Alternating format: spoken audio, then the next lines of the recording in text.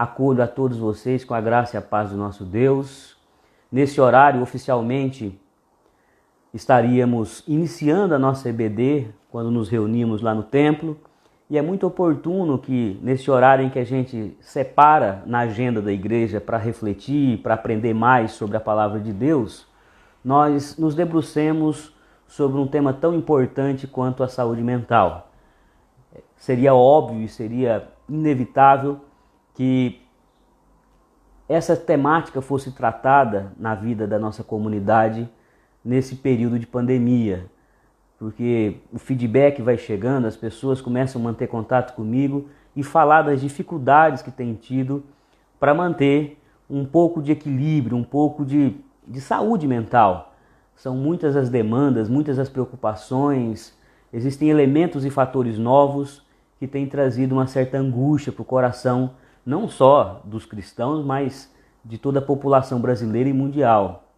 Então esse tema é muito pertinente e eu creio que nós vamos ter um tempo proveitoso com o Dr. Antônio, que é membro da nossa igreja, é psiquiatra, é alguém que milita nesse campo, dá aula atualmente na UNIT, já foi professor da UFES e enfim, tem uma atuação muito intensa, uma militância muito intensa no campo da saúde mental. Vamos nos debruçar sobre um texto da palavra, antes de orarmos e passarmos a palavra para o Dr. Antônio. Tem um texto que, nesse tempo de muita incerteza, de agitação, de instabilidade emocional, eu sempre visito. É um texto que me traz muita paz. Salmo 42, verso 5. A partir do verso 5 diz assim: Por que estás abatido, ó minha alma? Por que te perturbas dentro de mim? Espera em Deus, pois ainda o louvarei. A Ele, meu auxílio e Deus meu. Sinto abatida dentro de mim a minha alma. Lembro-me, portanto, de ti, nas terras do Jordão e no monte Hermon e no outeiro de Mizar. Um abismo chama outro abismo, ao fragor das tuas catatupas, todas as tuas ondas e vagas passaram sobre mim. Contudo, o Senhor, durante o dia, me concede a sua misericórdia, e à noite comigo está o seu cântico, uma oração ao Deus da minha vida. É mais um dos muitos testemunhos do salmista acerca das angústias que perpassam a sua alma. A beleza da palavra de Deus é que ela não camufla, ela não esconde aquilo que existe de angustiante, de perplexo dentro da alma humana. E o salmista vai para a presença de Deus manifestando a agitação, a tristeza, o abatimento da sua alma. Mas a beleza do texto também é que ele, uma vez que se encontra diante de Deus, ele consegue buscar renovo, reforço, ele consegue encontrar paz para a sua alma. A espiritualidade tem um papel fundamental na nossa saúde mental. Isso já é uma coisa consolidada, não apenas dentro do campo religioso, mas também dentro do campo da saúde. O Dr. Antônio, por mais de uma vez palestrando na nossa igreja, já fez menção à importância da espiritualidade, da religiosidade para a saúde mental. Pode ser um fator complicador? Pode. Em algumas circunstâncias, a religião traz algum tipo de dano à psique humana. Quando mal apropriada, quando as pessoas se apropriam de maneira equivocada da religiosidade, pode prejudicar. Mas no mais das vezes, quando as pessoas conseguem encontrar a beleza do cuidado de Deus, da misericórdia e da graça de Deus, isso traz muito ganho, muita cura para a espiritualidade, mas também para a saúde mental. Nós vamos orar agora e, sem mais delongas, vamos passar a palavra para o Dr. Antônio, porque aqui, como eu disse, o tempo é curto. E se a gente ficar gastando tempo em outras coisas, não sobra tempo para aquilo que é o principal da nossa live, que é ouvir aquilo que tem de orientação a partir do conhecimento e da experiência do Dr. Antônio. Curva a sua cabeça, vamos orar, vamos pedir a Deus que nos ilumine, abra o nosso entendimento e permita que o conhecimento do nosso querido Dr. Antônio traga já algum alento, alguma paz ao nosso coração. Deus de toda graça, nós te louvamos, nós te agradecemos por esse tempo que o Senhor tem cuidado de nós. É bem verdade que muitos irmãos, muitos amigos já demonstram alguns sinais de que tudo isso que está acontecendo está fazendo muito mal, está trazendo algum prejuízo para a psique e para a saúde emocional das pessoas. mas também temos muitos testemunhos de irmãos que, apesar da perplexidade, das angústias, das dúvidas, das interrogações que são próprias desse tempo, têm conseguido encontrar paz em Ti. Portanto, ó Pai, que o Senhor possa nos cuidar, que o Senhor possa nos orientar e que na fala que teremos agora com o Dr. Antônio, o Senhor possa nos ensinar também a cuidar da nossa psique. Que o Senhor possa ministrar ao nosso coração, que aquilo que Ele tem de conhecimento e de experiência nesse campo possa ser poderosamente usado por Ti para que traga a nós ferramentas, caminhos para combater algum tipo de distúrbio, algum tipo de sequela, algum tipo de desdobramento psíquico que essa pandemia está trazendo para o nosso coração. Eu te peço em nome de Jesus, Senhor, que a Tua igreja seja ministrada, cuidada e amparada nesse momento por meio de boas e seguras informações acerca da nossa psique e acerca do tempo em que estamos vivendo.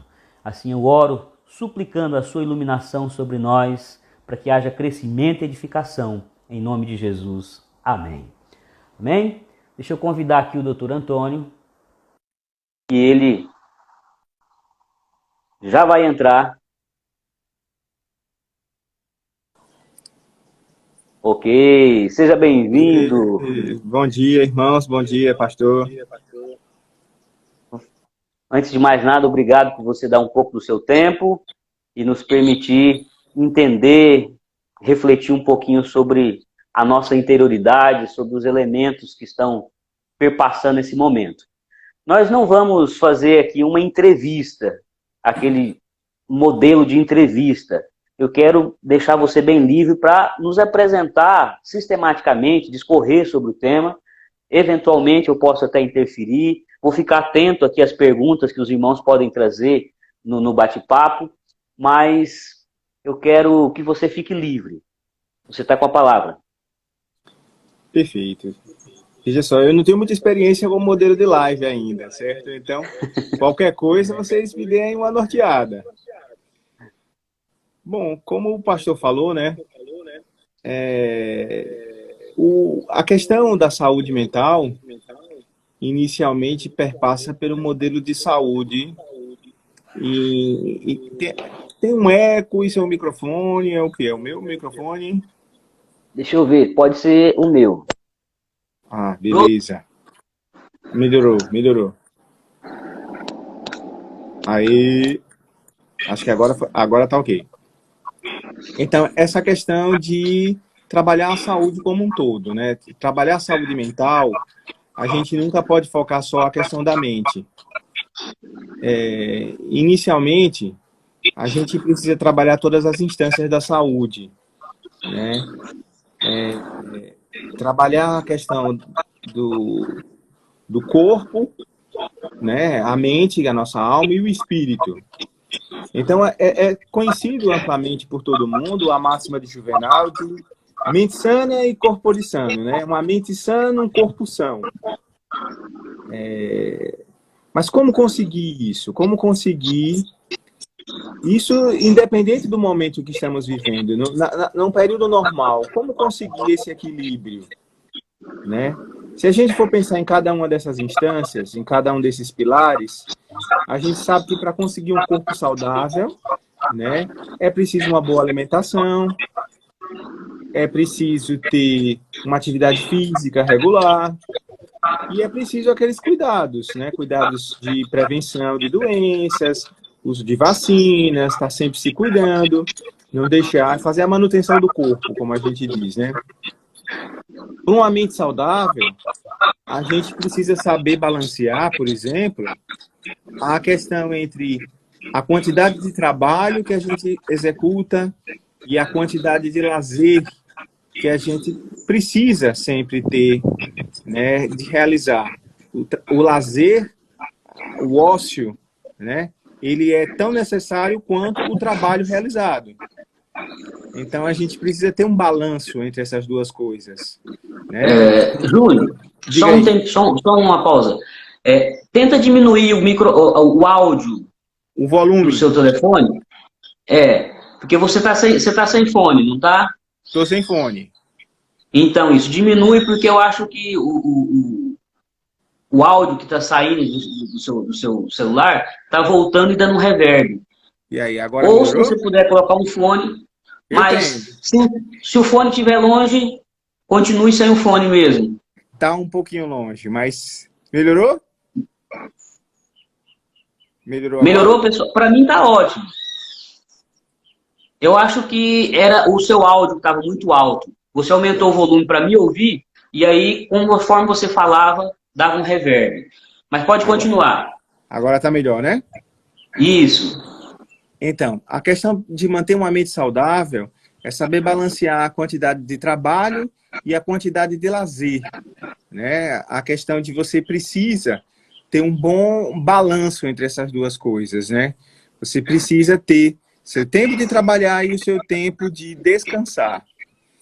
E uma necessidade de socialização, né? A gente precisa estar perto do outro, a gente precisa compartilhar com o outro, a gente precisa da presença do outro nas nossas vidas, né? Isso para uma mente saudável.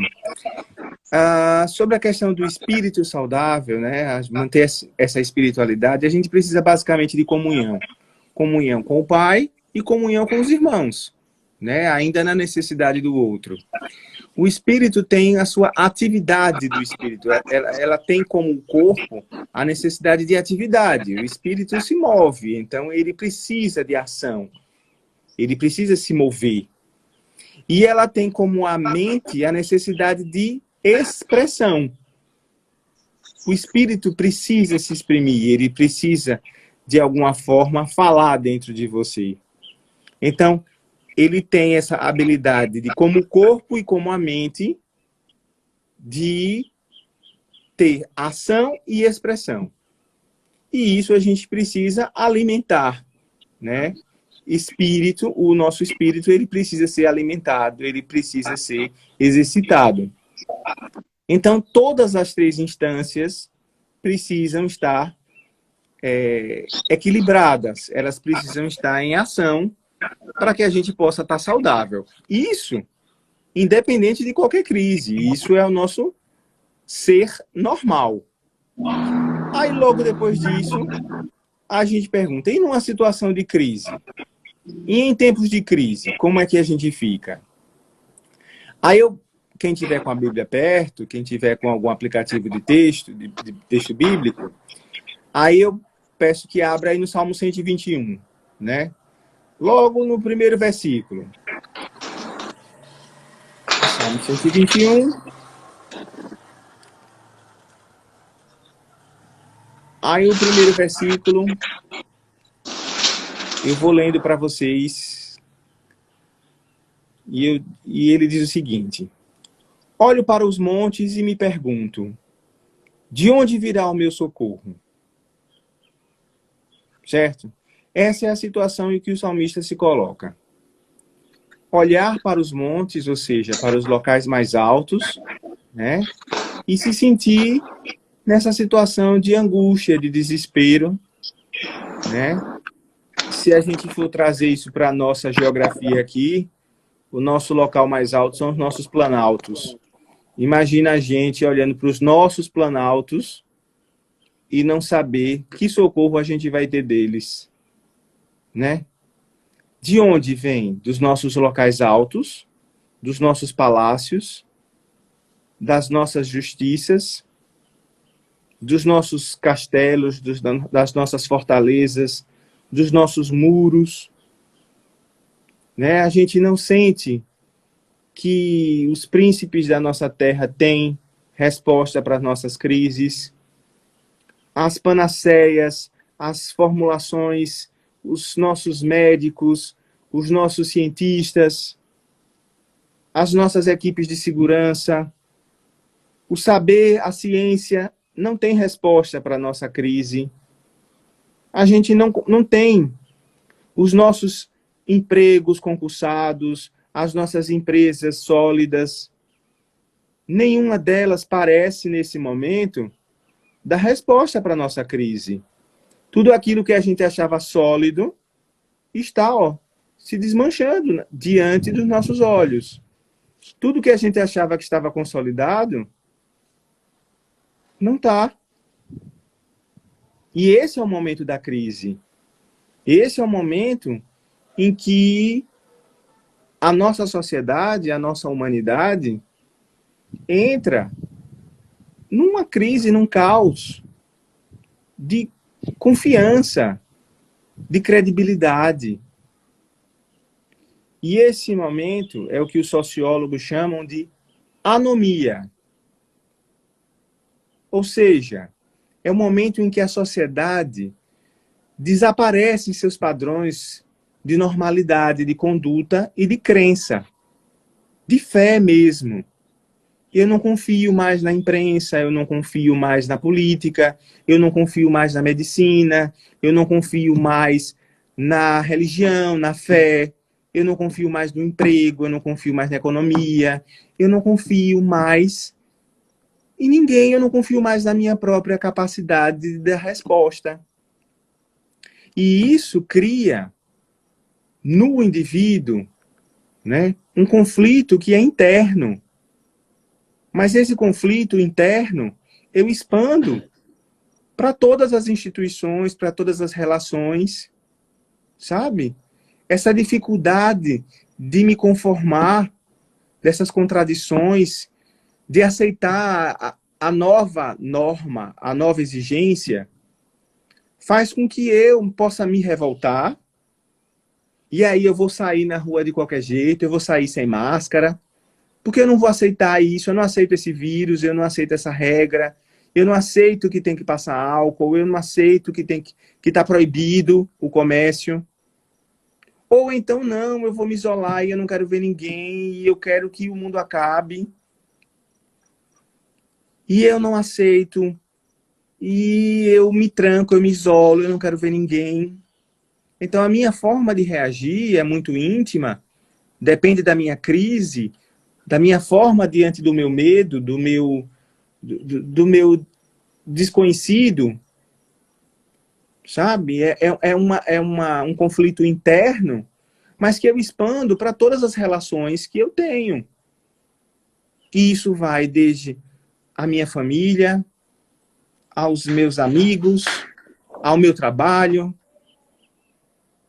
E isso eu posso, inclusive, levar na minha relação com Deus, por exemplo. Senhor, por que o Senhor permite que isso esteja acontecendo com o mundo? Por quê? Então, essa situação que os sociólogos chamam de anomia, termina gerando uma crise tão grande, tão profunda no indivíduo, que ele entra, né, numa situação de sofrimento. E a forma dele sofrer é muito particular. A gente não pode dizer assim, ah, não, todo mundo que está sofrendo, olha, quem sofre de verdade está chorando, trancado dentro de casa. Não, isso é uma forma de sofrer. Mas tem gente que sofre com raiva. Pensa, é muito comum nos adolescentes uma forma de sofrer irritado, impaciente, agressivo. Como é muito comum nos idosos, sofrer gerando sintomas físicos, com dor, com desconforto, com falta de ar. E aí você diz, ai meu Deus, ele está com sintomas da Covid, e nem sempre. Uma das coisas que os profissionais de saúde têm visto com frequência é um número grande de pessoas que estão começando a sentir sintomas de dispneia, ou seja, de falta de ar, e que não é Covid, é ansiedade. Certo? Então, que são consequências, né, naquelas 3 esferas que eu falei, né, da pandemia. Para o corpo, o que é que está acontecendo com o corpo? A falta das vivências corporais estão fazendo o quê? Alterações no peso. As pessoas estão ou comendo demais ou de menos. Então, alterações tróficas, como a gente chama, tem gente que está engordando muito e tem gente que não está comendo nada. Alterações de peso estão sendo muito frequentemente relatadas durante essa pandemia. A situação de atrofia muscular, as pessoas não estão caminhando, não estão saindo. Então, a musculatura das pessoas está ficando frágil, está ficando débil. As pessoas estão cada vez menos sendo atividade física, mínima que seja. E isso envolve, né, uma questão de baixa de imunidade. A gente sabe que as pessoas estão se expondo menos ao sol, né, queda de vitamina D, né, a alimentação está sendo muito industrializada, as pessoas estão comendo muito comida pedida, né, por aplicativo, então é uma comida menos elaborada. Isso significa baixa qualidade nutricional.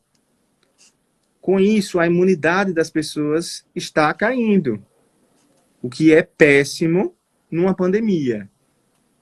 Então, o corpo está sofrendo. Na mente, gente, a gente tem o isolamento social. Justamente o oposto do que a gente precisa. A gente precisa de contato humano, né? A gente precisa estar perto das pessoas. Quanto mais a gente diz, não, fique em casa, não entre em contato com as pessoas. A gente pegar assim, por exemplo, Azusa fez uma música em que ele coloca assim, o meu prazer hoje é risco de vida. Ele se referia à epidemia da AIDS nos anos 80. Naquela época, ele se referia a fazer sexo sem proteção. Mas pensa que hoje o nosso prazer é tomar um café com os amigos, é frequentar, por exemplo, o espaço do shopping, é ir para um culto na quarta-feira, é participar, é ir para uma sala de aula. Sabe? Aquilo que antigamente as pessoas não iam, não gostavam, estavam chateados, estavam incomodados porque era uma obrigação e uma rotina, hoje as pessoas sentem falta. Aquilo que você reclamava, ai meu Deus, de novo a aula, hoje as pessoas sentem falta da aula. Ah, aquele culto chato, aquele culto que ninguém quer ir, a igreja está tão esvaziada. Ó, que saudade daquele culto, né? Então, tudo aquilo que as pessoas reclamavam porque tinham que fazer, hoje elas sentem falta. Então, nosso prazer hoje é risco de vida. Como apertar a mão de alguém, dar um beijinho, cumprimentar. Tudo isso hoje faz falta. E a questão de ansiedade e depressão, né? Que isso também hoje é uma constante, né, na questão do aspecto mental.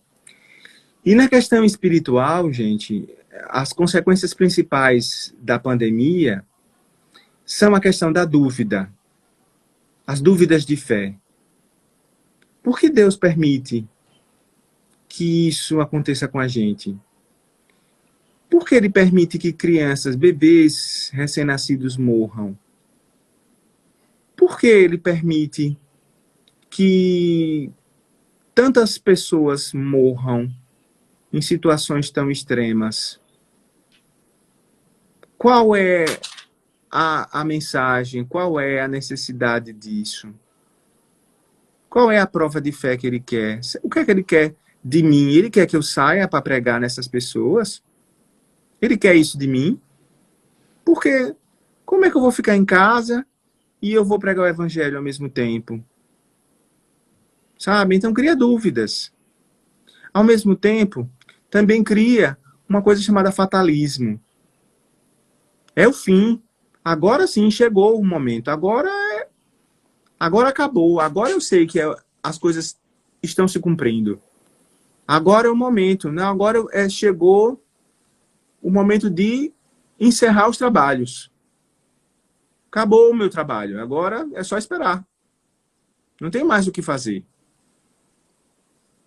Então, eu estou esperando só o arrebatamento, porque eu já ouvi a última trombeta. Já tocou, já as coisas já se cumpriram, acabou o nosso trabalho aqui. É esperar para ir embora.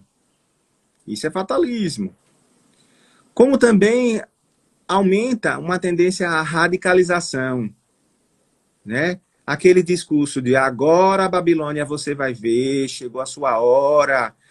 Manda, Senhor, manda fogo, porque agora é para queimar esses pecadores. Vocês aprontaram tanto que agora chegou a vez de vocês, né?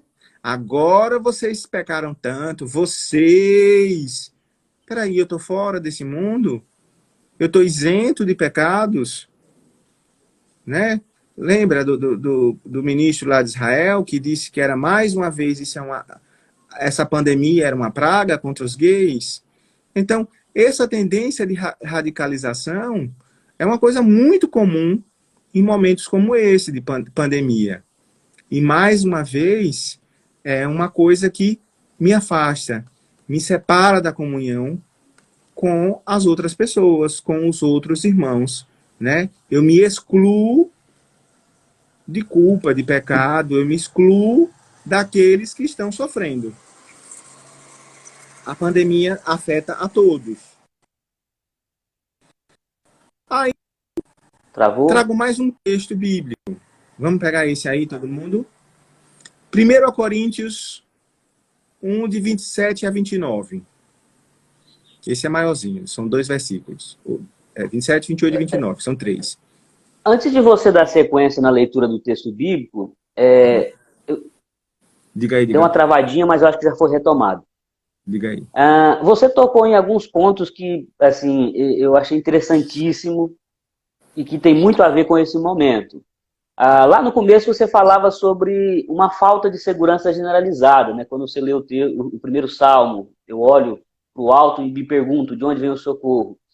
Essa falta de segurança que se agrava num tempo de crise, essa falta Certo. de sensação de que eu tenho onde me socorrer, ela atinge diretamente e tem como consequência imediata que tipo de distúrbio psicológico, dentro daquelas enfermidades clássicas da mente, síndrome do pânico, Sim, sim, ansiedade, sim. ou afeta tudo.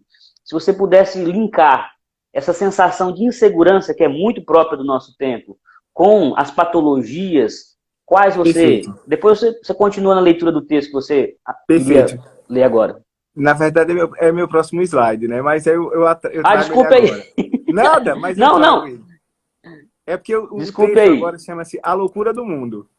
E aí, na Certo. Loucura do Mundo, eu trago justamente isso, né? A Eu doença achei mental. interessantíssima a sua leitura da nossa conjuntura e Sim, mostrando quanto isso tem como desdobramento a insegurança, porque o é. vírus, o Covid-19, é o que fica estampado. A gente está se protegendo, usando gel, máscara, mas em Isso. verdade, o que está assim na estampa esconde o que está por detrás, que é uma Aham. sensação de insegurança absurda. Mas se você vai Isso. tocar nisso, siga o seu roteiro, perdão. É exatamente porque eu vou usar a primeira parte desse próximo texto para entrar nesse aspecto agora. Então Então, prossiga, desculpe. não, é porque você está no mesma linha de raciocínio que eu. Que bom. Então, aí eu chamei essa parte agora de A Loucura do Mundo, né? Então, esse texto de 1 Coríntios 1, de 27 a 29, ele começa assim: Mas Deus escolheu as coisas loucas desse mundo para confundir as sábias. E Deus escolheu as coisas fracas desse mundo para confundir as fortes. Certo? E Deus escolheu as coisas vis desse mundo e as desprezíveis e as que não são para aniquilar as que são, para que nenhuma carne se glorie perante ele. Esse é o texto de 1 Coríntios 1, de 27 a 29. Certo? Começa então o texto que: Mas Deus escolheu as coisas loucas desse mundo para confundir as sábias. É interessante que aí a gente pensa que só existe um antagonismo entre coisas loucas e coisas sábias. Mas, na verdade, existem 3 coisas aí. Né? Existem as coisas loucas, existem as coisas sábias. Mas existem as coisas sábias que se confundem e existem as coisas sábias que não se confundem. Ou seja, as coisas sábias que se permitem confundir e existem as coisas sábias que não se permitem confundir. E aí, nesse momento, a gente se pergunta: como você se sente nesse momento? Como uma das coisas loucas? Como uma das coisas sábias? Ou como uma das coisas confusas, confundidas? Como é que você está se sentindo nesse momento? Como alguém que perdeu totalmente a noção do que está acontecendo, como alguém que está confuso, ou como alguém que consegue manter completamente a noção de papel, a noção de espaço, a noção de... consegue manter a sua configuração, vamos chamar assim. Né? É difícil você conseguir se reconhecer completamente como enlouquecido. É muito complicado você dizer assim, eu sou a coisa louca. Tenho certeza que Deus me fez para ser a coisa louca, a que confunde a cabeça dos sábios. É bem complexo você conseguir chegar a esse papel. Também seria muita arrogância você dizer assim, eu sou a coisa sábia, aquela que nunca se confunde. Seria muita arrogância da sua parte perceber-se apenas como uma coisa sempre sábia. Não, eu nunca me confundi.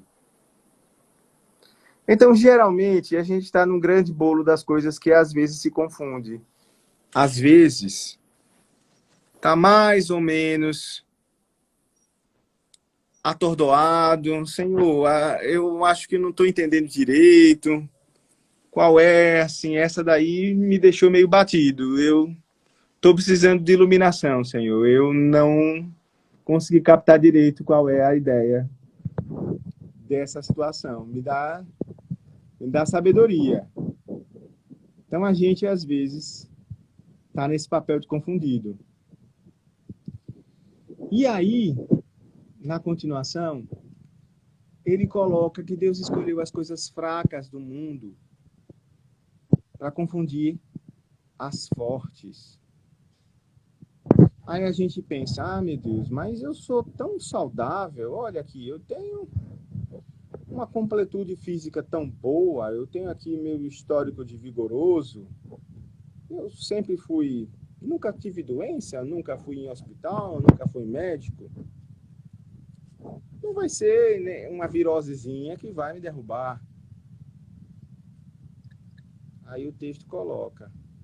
Ninho, eu acho que você colocou a mão sobre o microfone e deu uma abafada no áudio. Eita. Aí, agora. Melhorou? Melhorou 100%. Pode afastar um pouquinho, mas eu acho que o seu dedo estava abafando o microfone do celular. Continue seu raciocínio. Quem ainda não tem a tecnologia do suporte ainda sofre um pouquinho. É verdade. Então essa situação de assim, eu me confio, eu me valho da minha saúde. Eu nunca tive problemas de saúde. Eu sempre fui forte, vigoroso. Né? Não vai ser uma virosezinha que vai me derrubar. Aí o texto coloca, são as coisas fracas e frágeis que confundem e que derrubam as fortes. A gente sabe que, por exemplo, as crianças que são frágeis são vetores. Elas são frágeis. E elas, por exemplo, transmitem a Covid. E para os adultos, a Covid é muito mais grave do que para as crianças. Certo? E aí, o terceiro versículo coloca que são as coisas vis desse mundo que aniquilam as maiores. Imaginem vocês que pela biologia, os vírus, gente, são das coisas mais desprezíveis da biologia. Eles não chegam a ser nem uma bactéria. Uma bactéria é uma célula completa. Mas um vírus, ele não possui nem as organelas, ou seja, as coisas mais primitivas que uma célula tem. O vírus é o ser vivo mais vil, mais incompleto que a natureza possui. Mas ainda assim é capaz de destruir e de aniquilar uma população inteira. Mas está aí. Para quê? Para que nenhuma carne se glorie. Que se coloque como dominante sobre essa terra. Então o texto é bem claro. Só não vê quem não quer. E aí, sobre essa loucura do mundo, aí a gente entra nessa situação. Bom, a gente precisa definir dois grandes grupos sobre a doença mental e a pandemia. Um são das pessoas que são previamente doentes. Elas já eram doentes quando a pandemia começou. E outros são as pessoas que adoeceram pós-pandemia. As pessoas previamente doentes são principalmente as pessoas que já eram deprimidas. Então, são pessoas que têm pensamentos, como a gente chama, pensamentos de ruína. Pessoas que já tinham pensamentos do tipo, não vai dar certo, as coisas só tendem a ser ruins e piorar. Então, essas pessoas agravam esse tipo de pensamento, de que nada vai dar certo e que tudo já estava se encaminhando para o fim mesmo. Esse tipo de pensamento tendenciona e piora, sobretudo, pensamentos suicidas. Elas têm que estar muito bem amparadas, principalmente durante o isolamento. Se você conhece alguém com esse tipo de problema, precisa que essas pessoas estejam, dá uma ligada, conversa, como é que você está, precisa de alguma coisa, porque é grave. As pessoas com pensamentos psicóticos, pessoas que têm delírios, elas costumam sofrer porque elas constroem realidades paralelas, realidades para além do que a gente conhece como real. Na realidade delas, elas criam coisas do tipo, isso foi criado para destruir a gente, isso está sendo implantado, estão colocando nas máscaras, esse álcool gel é envenenado, eu não vou fazer isso. Então, essas pessoas, elas tendem a ter mais pensamentos e ter mais sofrimento durante essas circunstâncias. E elas podem se recusar a fazer coisas que são importantes para cuidar da saúde delas. Eu não vou comer essa comida também envenenada, eu não vou tomar esse remédio, porque esse remédio vai estar intoxicado, certo? Elas também precisam ser cuidadas, porque elas já têm uma doença que precisa de cuidados e, nesse momento, ainda mais. E as pessoas que são ansiosas, pessoas com toque, por exemplo, que elas já têm mania de limpeza, então elas podem passar horas e horas do dia dela na rotina de limpar, incessantemente. Aí você vai dizer, não, mas nesse momento precisa. Não, mas ela precisa ter outras atividades além de limpar, certo? Ela precisa ter momentos de lazer, de descanso, porque a pessoa com toque, ela pode ficar presa num ciclo só de limpeza. E isso é um problema de saúde, certo? Pessoas com fobia. Eu já tinha fobia de sair, agora é que eu não saio mesmo. Então, essa pessoa pode negligenciar, por exemplo, a alimentação. Ela não sai para comprar comida, porque ela está trancada dentro de casa. Ela não recebe ninguém, porque ela tem medo de contaminação. E isso é um problema. Pessoas com pânico, ataque de pânico, ela começa a sentir mal-estar, né? E ela pode achar que está tendo Covid, ela pode começar a ter falta de ar, e isso é um ataque de pânico. E isso é um problema sério. Essas pessoas precisam estar sendo avaliadas por profissionais de saúde, mas antes de chegar nos profissionais de saúde, que já estão extremamente extenuados com o enfrentamento do Covid, às vezes quem faz essa avaliação é você, familiar, amigo, comunitário, uma pessoa que está do lado. Você é quem pode fazer essa primeira avaliação.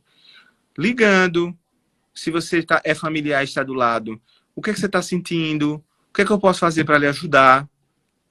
Certo? O diaconato está dentro de cada um de nós. Está ali do lado, o que eu posso ajudar você? Então, essas são as pessoas que já são previamente doentes. Mas existe, por pós-pandemia, todo um novo grupo de pessoas que adoeceram. E aí a gente tem o transtorno de estresse. E aí, principalmente, os profissionais dos chamados grupos essenciais.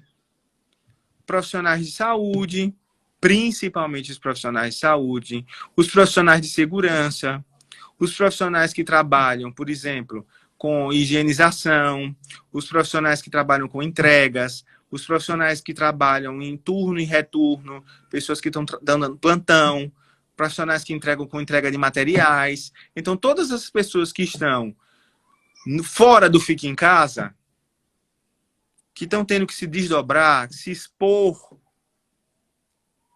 pela necessidade do outro, essas pessoas estão se submetendo a um estresse.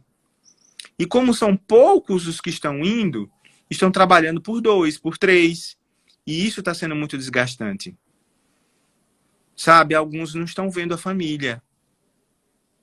Alguns estão adoecendo, física e mentalmente. E isso está causando transtorno de estresse.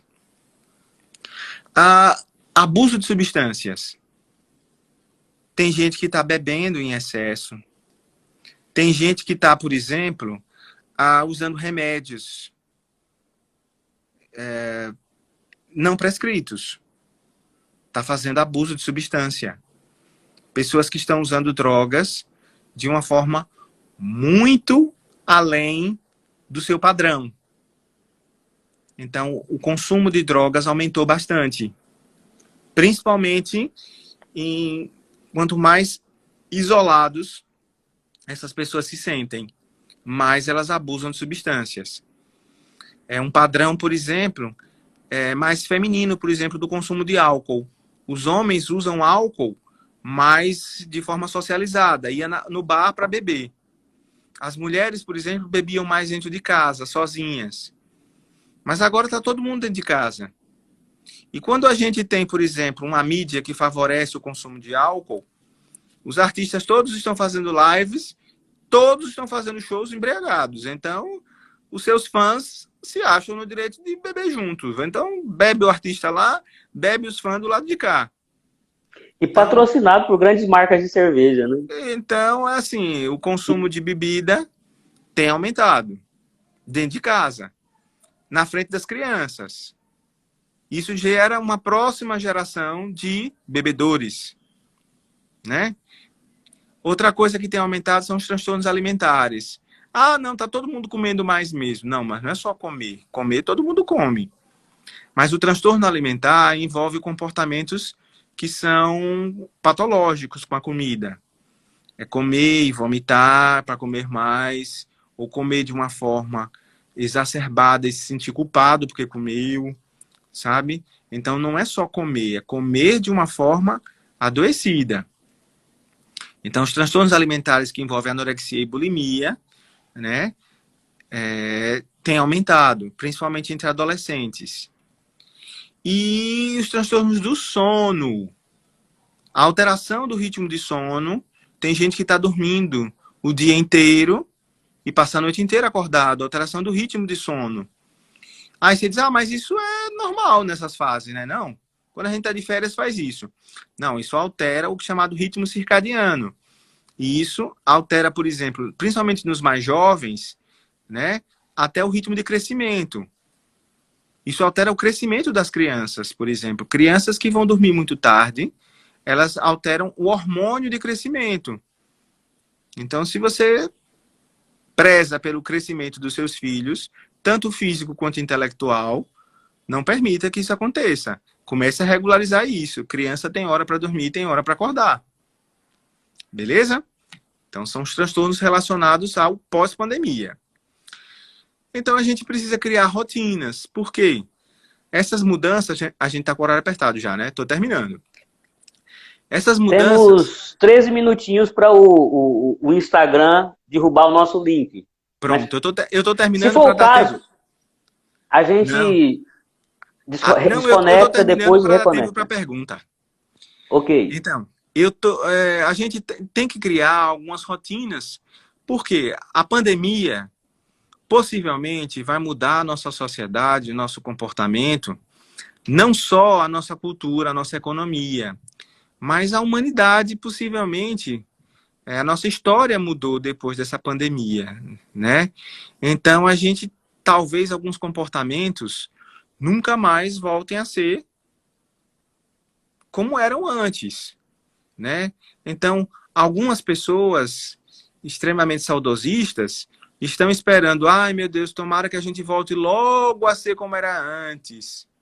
Gente, nunca mais vai voltar a ser como era antes, né? Então, não se apegue a esse passado que já acabou, não volta. Talvez nunca mais você faça feira como você fez antes. Talvez nunca mais você entre de sapatos dentro de casa. Talvez, alguns comportamentos talvez nunca mais voltem. A sociedade vai mudar. O modelo de comprar, o modelo de se relacionar, talvez mude. Então não fique saudosista por um passado que já foi. Também não fique muito ansioso. Ai, tomara que passe logo, tomara que acabe logo, porque eu já quero Natal, eu já quero São João, eu já quero... Também não é muito saudável. Você já está fazendo muitos planos para o fim da pandemia. Você não sabe quando isso vai acontecer. As expectativas mostram que em alguns países só vai ser em 2021. Então, não crie muita expectativa sobre o fim, acabou, enterrou, acabou a Covid, certo? A gente quer que acabe, mas não crie muita ansiedade sobre como será e quando será o fim disso. Nossa sociedade com certeza mudou, nossa economia mudou, o mundo mudou. E aí, finalmente, eu dou algumas dicas assim, como manter esse equilíbrio, né? Como se manter de uma forma saudável do ponto de vista da saúde mental. Uma das primeiras dicas é evite o excesso de notícias. Né? Tem gente que tá assim, é um caça-notícias. Aumentou mais um morto, aumentou mais não sei quantos casos. E aí fica sondando vários canais de notícia, buscando informações da Covid. Gente, isso não é muito saudável. Isso cria mais ansiedade, mais expectativas. Você busca uma única fonte confiável, né? E em um momento do seu dia, você busca essa fonte de informação. Em um momento do seu dia. Você evita estar caçando informação, não se encha de informações, né? Sobretudo de várias mídias diferentes. Então, você vê no Insta, você vê na internet, você vê na TV, você vê no grupo do WhatsApp, e de todo lugar que você olha, você está vendo informações do Covid. Isso não é saudável. O ideal é que você busque uma única mídia, que você confie nela, certo? E nessa mídia você busca informações. E só nessa mídia. Pronto, as outras você usa para lazer, para contato com pessoas, não para estar buscando informações sobre a Covid. Outra, você crie rotinas de higiene e limpeza. Mas também crie rotinas para atividade física, para lazer. Se você se sente esgotado no final do dia por conta da atividade doméstica extra, lembre que isso equivale a você trabalhar um dia inteiro numa jornada excessiva de trabalho, né? E que é o mesmo que burnout, gente. É o mesmo que você está num trabalho esgotante e o pior, você dorme no emprego. Não está ganhando extra, não, por isso. Então, você tem que ter suas rotinas? Tem. Mas lembre das rotinas de cuidar do corpo, da mente, do espírito. Você não pode passar o dia só a higienizar, higienizar, higienizar, higienizar. Certo? Tem outras coisas para fazer e crie rotina para essas coisas. Você precisa também alimentar-se com sobriedade. Porque as doenças metabólicas, como diabetes, hipertensão, que sabidamente são fatores de risco, e as doenças deprivativas, ou seja, de falta, causadas por malnutrição, tem gente que come, mas come mal, viu? Também são fatores de mau prognóstico para SARS, do Covid, e para outras doenças. Lembre que não é só a Covid que está matando, tem outras doenças. Então, coma e coma bem. Tente fazer sua comida. É mais saudável. Tente comer comidas saudáveis.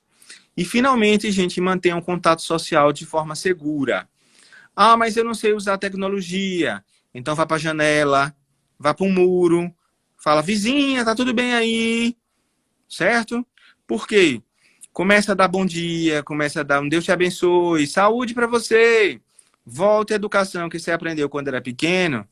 Isso já começa a criar uma socialização bom dia, boa noite, boa tarde. A gente aprendeu, esqueceu de usar. Então, tudo isso é uma forma de reativar laços sociais. Fazendo isso, gente, você já tem um bom contato social, pelo menos inicial. E aí, para terminar só, respondendo a pergunta, de onde virá o socorro? Basta continuar lendo o que o salmista respondeu no Salmo 121. Meu socorro vem do Senhor, que fez os céus e a terra. Ele não permitirá que você tropece, o seu protetor se manterá em alerta. Sim, o protetor de Israel não dormirá, ele estará sempre alerta. Para não terminar o tempo nisso, vocês depois continuem lendo o Salmo 121. É um salmo lindo de proteção e de cuidado. Amém. Que o Senhor não desampare a gente. Amém, meus irmãos. Um bom dia para todos.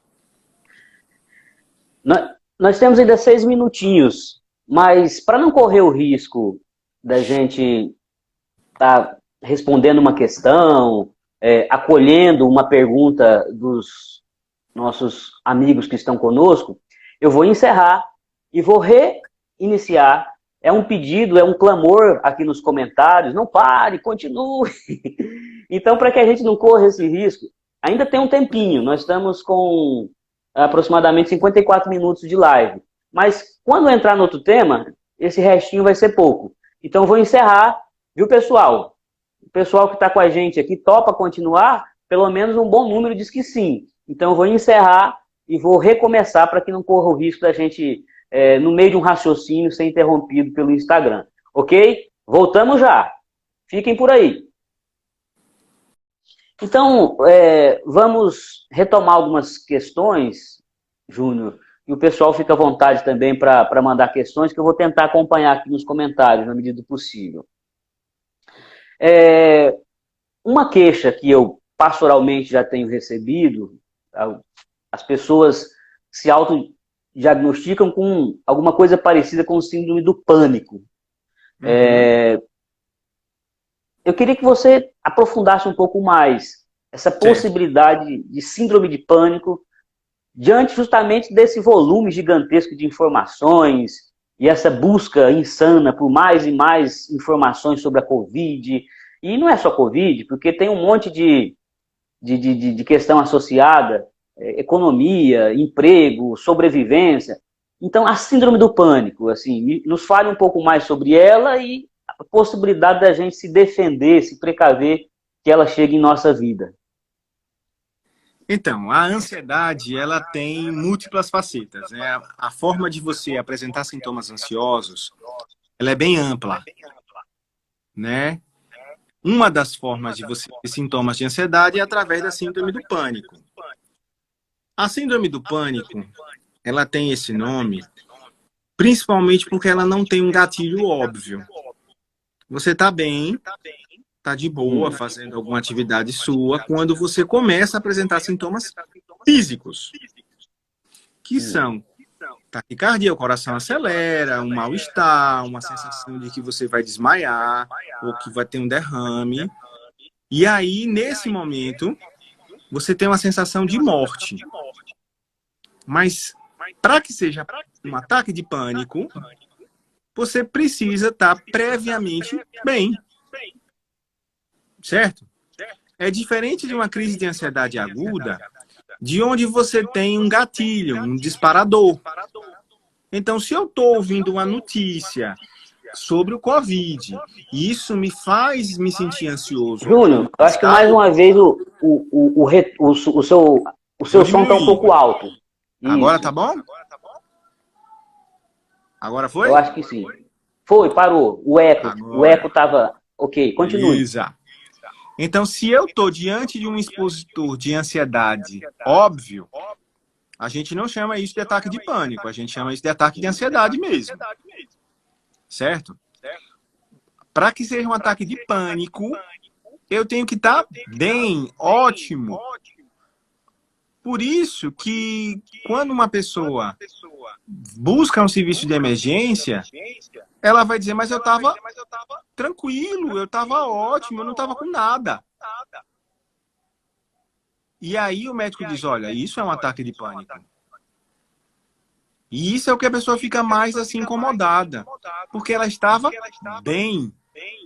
Diferente de uma pessoa que estava, meu Deus, eu vi uma notícia, eu recebi uma notícia ruim, eu estava fazendo uma coisa que estava me dando medo. Aí eu estava num avião. Ninguém tem um ataque de pânico num avião, a não ser que estava de boa. Eu não tenho medo de avião. Mas se eu tenho medo de avião e comecei a passar mal, não é um ataque de pânico. É um ataque de ansiedade. Porque eu tenho fobia de avião. Entendeu? Para que seja pânico, eu tenho que estar passeando no shopping, eu tenho que estar fazendo minhas compras no supermercado, e aí tem um ataque de ansiedade que eu não sei dizer a causa. O gatilho é desconhecido. Isso é pânico. Uhum. Então, existe uma confusão. Existe. As pessoas, às vezes, já estão muito assim atormentadas por notícias ou por uma experiência ruim que viveu recentemente. Sim. E aí começam a ficar com aquela sensação de palpitação, acho que é síndrome do pânico. Qualquer mas não necessariamente. É pânico. Não é. Não... Aí é um ataque de ansiedade. Foi por isso que eu disse Perfeito. que a ansiedade ela tem várias apresentações. O toque é uma ansiedade, o estresse é uma ansiedade, o pânico é uma ansiedade, a somatização é uma ansiedade. Tudo tem uma base de ansiedade, mas nem tudo é pânico. Entendeu? É como chamar virose. Mas virose vai de gripezinha até Covid, que mata. Entendeu? Exato. Não é tudo um balaio de gato só. Então, o que está acontecendo? Muitas pessoas, diante da exposição às notícias, ao medo de contrair a Covid, estão desenvolvendo quadros de ansiedade. Né? E isso está fazendo o que a gente chama de somatização. A forma de expressar a ansiedade é pelo corpo. Uhum. E aí está fazendo o quê? Acelerando o coração, sentindo falta de ar, tendo dor de barriga, tendo dor de cabeça. Isso é quando o seu corpo é quem expressa a sua ansiedade. Alterações no sono, alterações no apetite. O seu corpo é a expressão da sua ansiedade. E o que está sendo muito comum é que muita gente, sabendo que um dos sintomas da Covid é a falta de ar, está começando a chegar lá, ó, com o que a gente chama de hiperpneia. Respirando rápido. Elas são sugestionadas, de certa forma. Exatamente. Você usou um termo mais sofisticado. E estão achando que estão com Covid. Uma das coisas que essas pessoas não sabem é que muitas das pessoas que estão com Covid nem apresentam essa falta de ar. Elas chegam lá respirando normalmente. Mas estão com uma baixa perfusão de oxigênio. Então elas estão lá com a saturação de oxigênio baixa, mas estão respirando normalmente. E isso é o que é grave, porque muitas pessoas estão chegando lá já bem mais graves, ou pior, estão sendo liberadas para casa. E aí isso agrava o quadro delas. Por quê? Porque aparentemente elas estão bem. Mas só que a saturação de oxigênio dela, ou seja, a capacidade delas de absorver oxigênio está baixa. E isso agrava. Essas pessoas precisariam de leitos de UTI, precisariam de respiradores, e não tem. Inicialmente, as autoridades médicas, pelo menos aqueles que falam em nome das instâncias governamentais, diziam que ir para o hospital era só em caso de já estar praticamente sem conseguir respirar.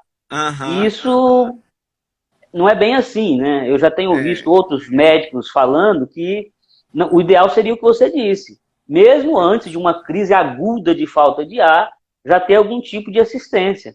Porque às vezes quando chega nesse nível de uma falta de ar intensa, não tem muito o que fazer mais. Exatamente. A triagem, né, deveria poder já avaliar essa capacidade que a gente chama de perfusão de oxigênio. Né? Existe um aparelhinho chamado oxímetro, que é quem avalia isso. O problema é, isso precisa passar por uma avaliação. E onde essa avaliação vai ser feita? Em casa? Né? Os postos de saúde... Tá passando uma moto, licença. Então, os postos de saúde seriam serviços para isso, para fazer essa triagem. Mas já estamos incorrendo num risco de... As pessoas estão com medo de ir nos serviços de saúde.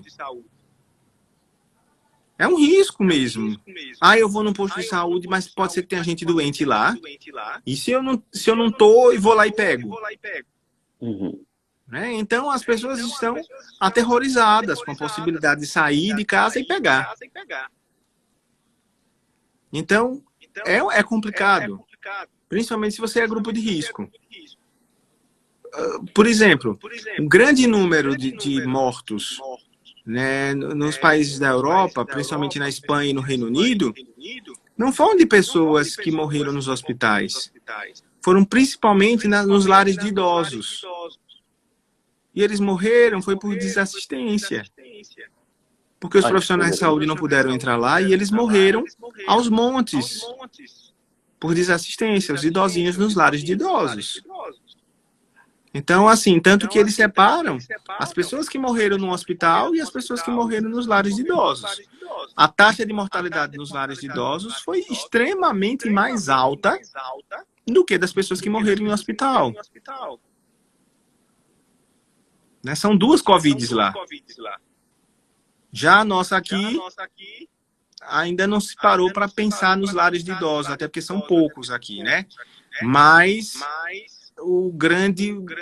nossa grande mortalidade vai ser as pessoas que não vão conseguir vagas nos hospitais mesmo.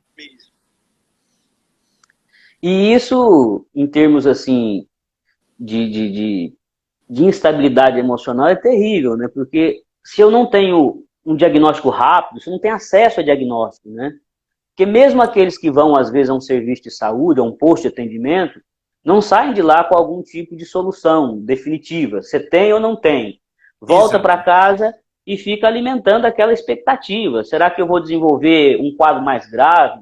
Será que os sintomas definidos como Covid-19 vão se tornarem mais nítidos no meu quadro?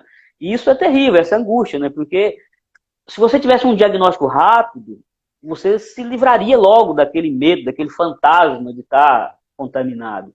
Exatamente. E as pessoas ficam em casa alimentando expectativas. Será que vou mais adiante agravar o meu quadro? E se agravar, vou ter acesso a tratamento? E tudo isso tem efeitos graves. Um contactante para as pessoas da sua casa, né? E a orientação é que, uma vez que o indivíduo tenha alguns sintomas razoáveis, ele fique dentro de casa e mais isolado dentro da casa dele, trancafiado no quarto, sem contato com os demais habitantes daquela casa.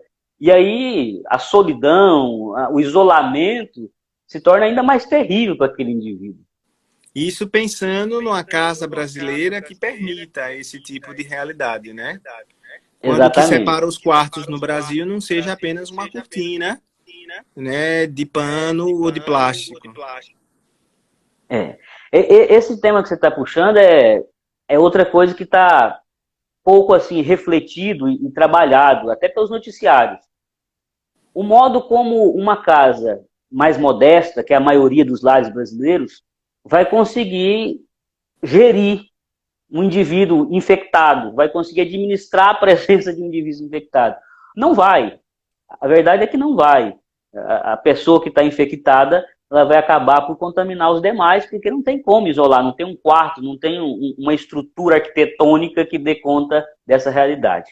Uhum. Perguntas, alguém aqui mandou pergunta, tem gente mandando mensagem para o meu privado, para o meu WhatsApp, só que eu não consigo acessar. Se eu abrir o WhatsApp, o meu privado, eu derrubo aqui o link e aí a gente perde tudo. Então vocês têm que mandar aqui mesmo, nos comentários. Tem gente um pouco mais tímida, que não gosta de se expor, e manda no privado. Não adianta, eu não consigo, eu não tenho outro celular à mão, então mande aqui mesmo.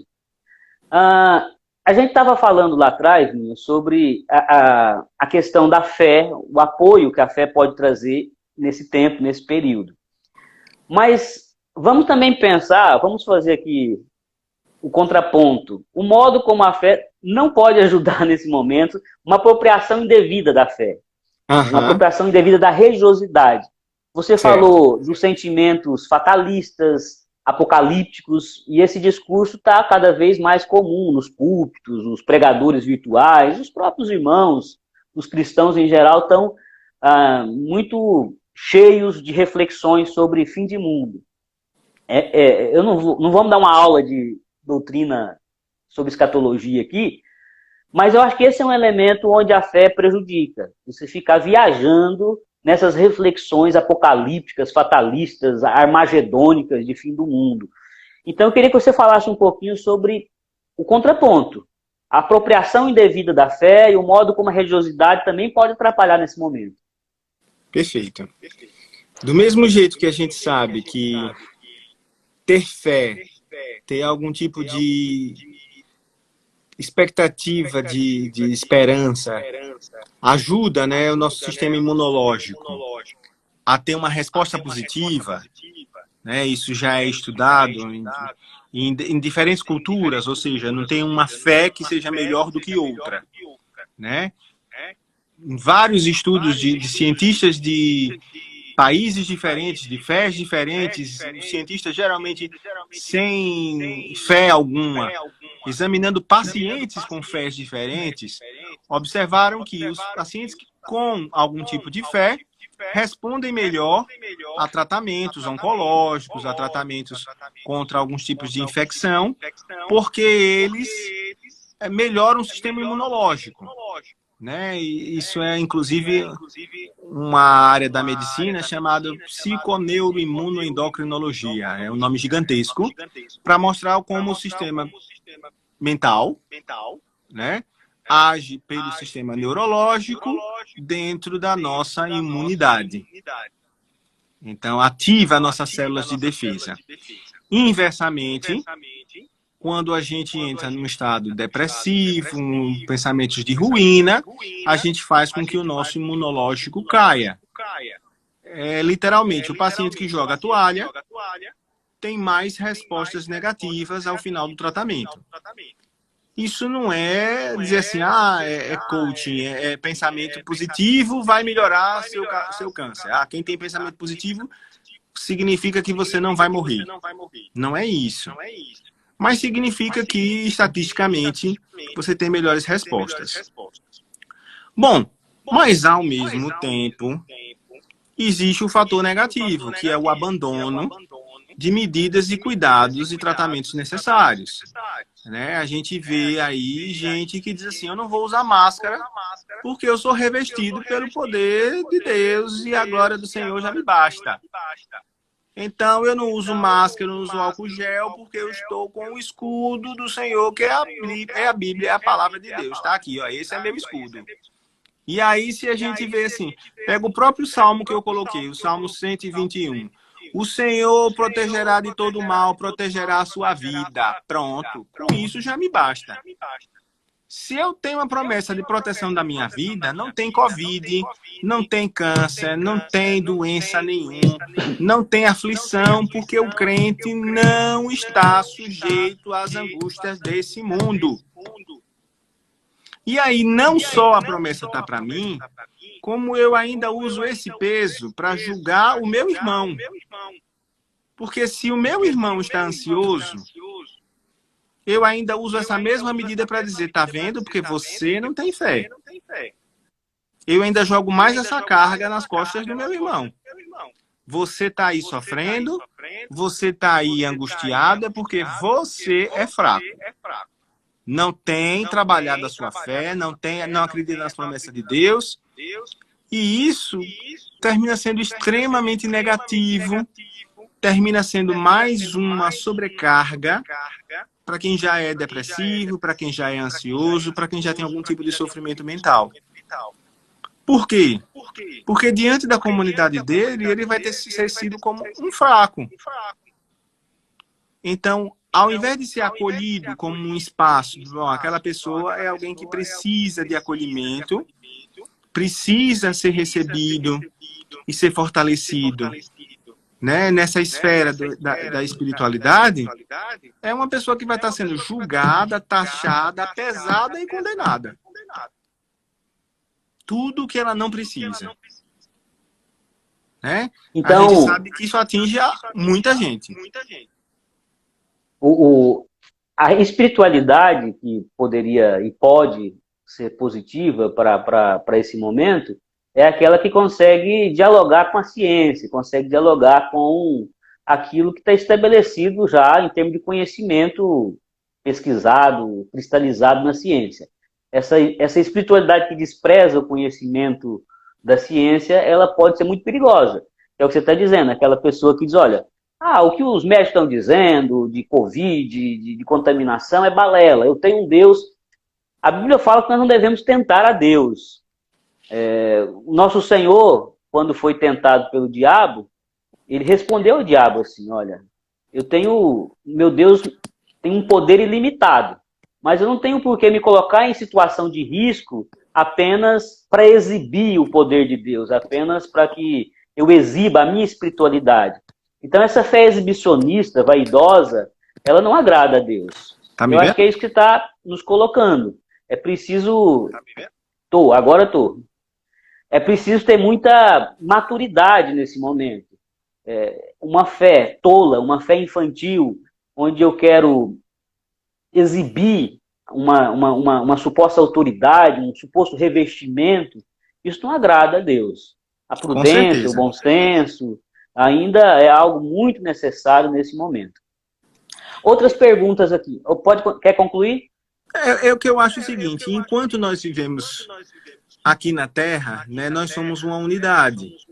Né? Nós somos corpo, alma e espírito. Obviamente que o nosso desejo é habitar os céus, né, do lado do Senhor. Mas essa história diz assim, porque o meu corpo é a habitação do pecado. E aí, por isso, tudo que vem dele é desprezível. Gente, o nosso corpo é obra das mãos de Deus. E ele foi feito perfeito. Então, ele não foi feito para ser o tabernáculo do pecado. Né? Então, essa ideia de que tudo que venha daqui é ruim e é pecaminoso é algo equivocado. Sabe? Então, eu preciso proteger esse meu corpo. Eu preciso que ele seja bem cuidado. E uma das coisas necessárias para isso é que eu me preserve, é que eu cuide desse meu corpo. Então, se eu for expor meu corpo às doenças, às pragas, a uma alimentação ruim, à falta de atividade física, porque eu só preciso alimentar o meu espírito, é negligência. É negligência com obra divina. Verdade. Sabe? E por isso, eu preciso cuidar do meu corpo. A mesma coisa com a minha mente. Eu preciso cuidar da minha mente. Então, eu não vou ser negligente no cuidado da minha saúde. Eu não vou dizer assim, olha, pode vir qualquer Covid, qualquer doença, qualquer coisa, porque, na verdade, o que eu quero é morrer logo e ir para o céu. Isso é o suicídio de crente. E suicídio de crente não é mais bonito ou é araquiri de Bíblia. Isso não é mais saudável do que qualquer outro suicídio. Esse suicídio gradual, processual, aos pouquinhos. Exatamente. Ninho, também perguntaram aqui sobre o papel da telemedicina nesse período para a saúde mental. Você falasse um pouquinho sobre telemedicina, sobre procurar atendimento médico ainda que à distância. Exato. Então, nesse momento, foi feita uma concessão para que a telemedicina estivesse funcionando. Ela já estava sendo pleiteada há algum tempo, sobretudo porque nós temos um país vasto e que há uma dificuldade muito grande para a interiorização da medicina, né? Então, já existia vários projetos para que a telemedicina funcionasse e ela meio que agora aconteceu, finalmente. Foi um parto a fórceps, né? A telemedicina tem vantagens e desvantagens. Né? Em algumas especialidades médicas ela é impossível. Imagine, por exemplo, cirurgia por telemedicina, acupuntura por telemedicina, algumas coisas onde não funciona. Né? Precisa a presença do profissional. Mas, por exemplo, na minha área, na psiquiatria, ela tem funcionado muito bem. Os colegas que estão fazendo, eu estou afastado, não estou trabalhando, mas os colegas que estão trabalhando, ela tem funcionado muito bem. Né? Foi isso que eu disse. Algumas coisas, gente, vão mudar para sempre. Eu acho que essa é uma conquista que, ao final desse período de pandemia, nunca mais vão voltar atrás. Agora eu acho que ela vai ficar definitiva. Sobretudo para as comunidades que não tinham acesso aos profissionais de saúde, ela vai precisar ficar, ela vai precisar acontecer. E, assim, obviamente que o contato pessoal é sempre muito bom, mas na ausência da possibilidade do contato pessoal, ela funciona. A teleprescrição tem acontecido, né, também. As receitas estão sendo enviadas por à distância também, né? Então, a tecnologia tem facilitado. Tem dado só para esclarecer essa questão da teleprescrição, manda via WhatsApp, por e-mail, a receita, porque na sua área em especial, os medicamentos têm um controle muito rígido, né? Sim, sim. Na psiquiatria, quase todo medicamento ele é bem controlado. Perfeito. E aí, como é que funciona isso? Vocês mandam via e-mail, alguma coisa assim? Via entrega, como todos os aplicativos de entrega, tudo hoje se entrega. A delivery, manda a receita física. Sim, veja só, existem essas duas possibilidades. Existe a prescrição que é feita digitalmente, se você tiver uma assinatura eletrônica. Ela tem validade, se o médico já tiver uma assinatura eletrônica. Isso já existia antes, sabe? O médico que tiver assinatura eletrônica, ele pode fazer digitalmente. E ela tem validade. Mas se o médico ainda não tem uma assinatura eletrônica, ele pode fazer e enviar por delivery. Claro. Claro. Tudo isso já tinha, vamos dizer assim, já estava o caminho pronto para acontecer. Já estava mais ou menos ensaiado. Por isso que eu estou dizendo, não foi uma coisa assim, pegou todo mundo de surpresa. Já estava meio pronto, todo mundo já queria que acontecesse antes. Eram ferramentas existentes, mas não usadas, né? Porque havia muita interferência, vamos chamar assim, de setores que ainda eram, vamos conservadores, chamar, contrários. Tradicionalistas, que não queriam, que não, porque precisa que seja assim, eu quero que seja assim. Aí a necessidade fez que acontecesse. Então, assim, se o indivíduo estiver se sentindo assim, muito desconfortável, achando que está num quadro de fato insuportável, mentalmente, emocionalmente, emergência, como sempre. Certo. Mas e se ele tem um psiquiatra que já o acompanha, ele pode acessar esse psiquiatra por algum contato? Se ele tiver desconforto agudo, ele deve buscar sempre urgência e emergência. Urgência e emergência. Sempre. No caso de desconforto agudo, né? Eu estou passando mal, eu estou com mal-estar, ele sempre deve buscar urgência e emergência. Ok. Esse teleatendimento é só para aquele acompanhamento de rotina. De rotina. Por exemplo, uma primeira consulta, não conheço ainda, eu nunca tive presente com o meu médico. Alguns casos podem ser feitos por telemedicina, mas é sempre bom uma primeira consulta ser presencial, para que haja um conhecimento, que se vejam as primeiras demandas. Alguns colegas estão fazendo os primeiros atendimentos por telemedicina, né? Mas alguns preferem que o primeiro seja presencial. Né? Por exemplo, não é situação como agora, que muita gente está abrindo quadros novos, a gente está fazendo primeira consulta. Então vamos conversar, vamos saber quais são as demandas. Tudo depende de como está acontecendo. Porque é o que você falou lá atrás, existem dois grupos. Pessoas que já tinham algumas complicações e estão precisando ainda mais de acompanhamento. Que os médicos já conhecem seus pacientes, já têm o histórico deles, já têm os prontuários, então já sabem as demandas, já sabem como os processos deles, então fica mais fácil de dar seguimento, né? Uhum. E esse segundo grupo de pessoas que nunca tiveram acompanhamento psiquiátrico, mas que agora entendem ser necessário, eles podem sim. Porque eu não estou em crise aguda, eu não estou assim, certo. em vias de sinto que sucumbir. preciso de uma avaliação. Eu não vou à urgência, porque o meu caso não é de Perfeito. urgência. Eu não preciso de um medicamento para aplacar um quadro imediato. Eu quero, enfim, Perfeito. algum tipo de acompanhamento. Tanto os colegas procurar um médico. psicólogos quanto os colegas psiquiatras estão fazendo esses atendimentos. Tanto a psicologia quanto a medicina estão fazendo atendimentos. Isso é importante. E seria importante que nossa igreja pudesse disponibilizar contatos, enfim, porque talvez muita gente queira iniciar, criar coragem finalmente, porque existia um tabu muito grande em procurar, ainda existe em procurar psicólogo, psiquiatra, parece que é coisa de louco, de doido, né? Popularmente, o povo diz, eu não estou doido. E agora, nesse tempo mais crítico, as pessoas estão, às vezes, tendo coragem. Olha, eu acho que é chegado o momento de eu cuidar da minha mente. E é por isso que a gente colocou lá, os estressados também podem procurar, não precisa ser louco não, pode procurar se você só estiver estressado, ansioso. Claro, claro. As meninas estão aqui me provocando. Sim, pastor, é importante começar. É verdade. Pode ser um ótimo momento. Eu entendi a mensagem. Alguém mais quer fazer pergunta? Já estamos avançando no tempo. Doutor Antônio precisa voltar para o recôndito do conforto, do carinho dos seus filhos. Deve estar, a turminha está por aí? Queca, Chico? Devem estar brincando com o avô lá embaixo. Eu vi muito coraçãozinho enquanto você falava. Eu acho que Queca estava acompanhando sua palestra. Viu? Deve ser, junto com a mamãe. Ok. Então, quero agradecer, Júnior, a sua disponibilidade.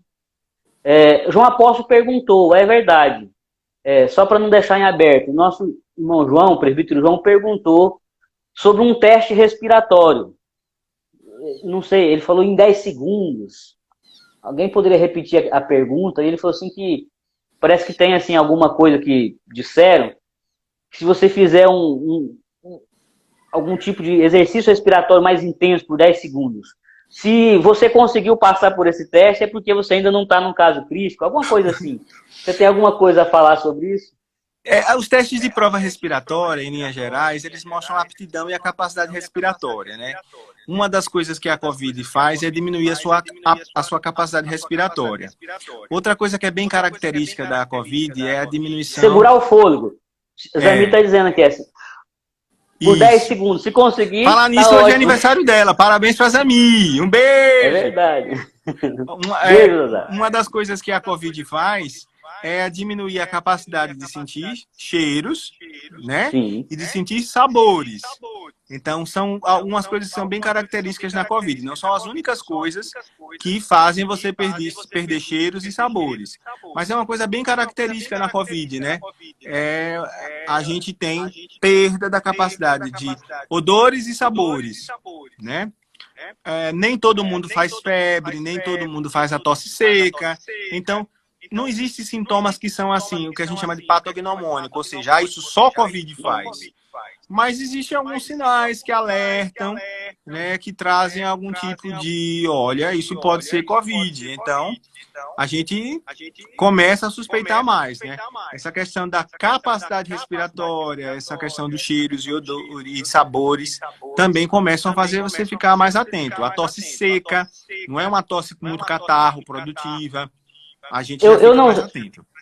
Eu não sei se esse autoexame pulmonar ele funciona, porque o relato de quem teve Covid é de que a transição entre o momento em que você respirava ainda razoavelmente por um momento em que fica insuportável, ela é muito rápida. É muito rápido. E eu ouvi também um médico explicando que o nosso corpo tem um poder de adaptação fantástico, uma coisa quase que divina. Então, na medida em que vamos ficando com dificuldade, o nosso corpo vai tentando ajustar. A capacidade respiratória diminui, mas o nosso organismo se ajusta. E vai se ajustando. Até o momento que ele não consegue mais ter ajuste algum, que é quando você sente efetivamente que está com uma complicação respiratória. Então, eu não sei até onde esse autoexame pulmonar ele ajuda. Não é muito boa ideia você tentar fazer autoexame para COVID, sabe? O Uhum. melhor é que você busque avaliação profissional mesmo, né? Isso. Inicialmente, busca as unidades básicas de saúde. Você não precisa buscar diretamente um hospital, né? Se você tiver em sofrimento, você busca as unidades de emergência. Mas se você ainda tiver com um quadro bom, estável, você busca as unidades básicas de saúde, os serviços ambulatoriais. Se você já tiver um profissional da área de saúde seu médico de família, alguma coisa que você conheça, um profissional referência seu, busca esse profissional. Mas se você já tiver com algum desconforto, busca a urgência, né? Claro. Com certeza já existem serviços especiais triados para os quadros respiratórios. Infelizmente é se expor, né? Então vai de máscara, vai com o máximo de cuidado que você puder, porque lá é uma exposição. Mas não fica sofrendo em casa, não fica fazendo testes que você viu na internet, porque isso é o maior risco, é você ficar em casa aguardando, né, a evolução. A gente já viu que isso não dá Exato. certo, né, nem para médico, nem para profissional de saúde. Isso é uma boa ideia, ficar aguardando a evolução dentro de casa. Porque quando o quadro COVID evolui muito rápido. É isso que muitas vezes a população não entende. A transição entre um quadro assim insuportável e aquele momento em que ela está crítica é muito rápido.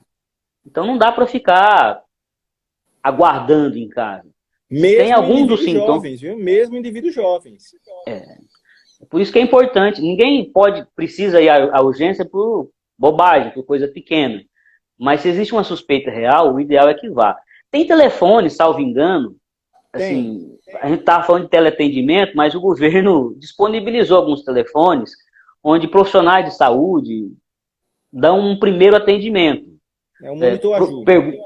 Isso, faz uma triagem, investiga um pouquinho mais até dizer para o indivíduo, vá até o serviço de saúde. Eu acho que vale a pena. Perfeito. Acho Esclarece até que dúvidas. isso. Acompanha Acho até casos que suspeitos.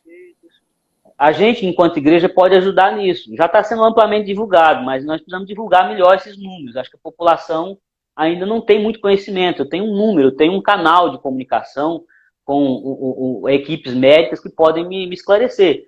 Isso ajuda até do ponto de vista mental, né? Eu Com falei com um certeza. médico, eu falei com alguém de saúde. Não é só eu e os meus pensamentos e os meus devaneios. Ninho, agradeço demais a sua contribuição, foi muito esclarecedor. Esse nosso tempo aqui foi provocado justamente por contatos que eu tive com pessoas que já manifestavam muita preocupação com o seu quadro mental. Tinha gente que dizia, olha, eu tô enlouquecendo, eu tô surtando. Então eu creio que foi válido. Eu vou editar essa conversa, a primeira conversa com essa, eu vou colocar lá no canal da igreja no YouTube. Quem quiser revisitar essa conversa, pode ir lá enfim. Agradeço muito. Deus abençoe. Obrigado, Ninho. Disponha, meus irmãos queridos. Valeu. Até mais. Valeu.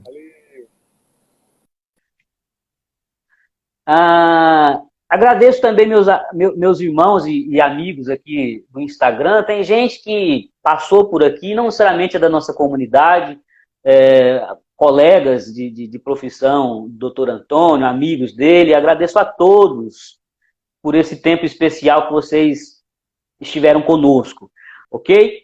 Vamos orar? Não vamos encerrar esse tempo de muitas e ricas informações sem também orar e pedir a Deus que continue a confortar o nosso coração. Baixa a sua cabeça, vamos orar. Pai, nós te agradecemos pelas informações que o Senhor nos trouxe através da vida do Dr. Antônio. Te louvamos porque o Senhor tem dado conhecimento e sabedoria a pessoas que estão trabalhando pela nossa saúde, para a superação dessa crise, tanto na área psíquica quanto na área de pesquisa, na busca por vacinas. Em todas as áreas, o Senhor tem capacitado as pessoas, os homens, as mulheres, os pesquisadores, para que tenhamos o quanto antes uma solução para essa crise que estamos vivendo. Enquanto algo definitivo não vier, que o Senhor possa nos sustentar e nos confortar.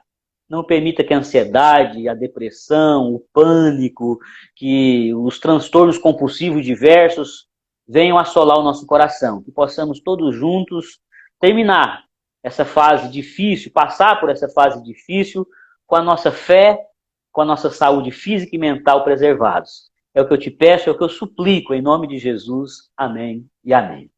Amém? Beijo em todos. Deus abençoe vocês. Até mais tarde na transmissão do nosso culto de Santa Ceia. Beijão, fiquem com Deus.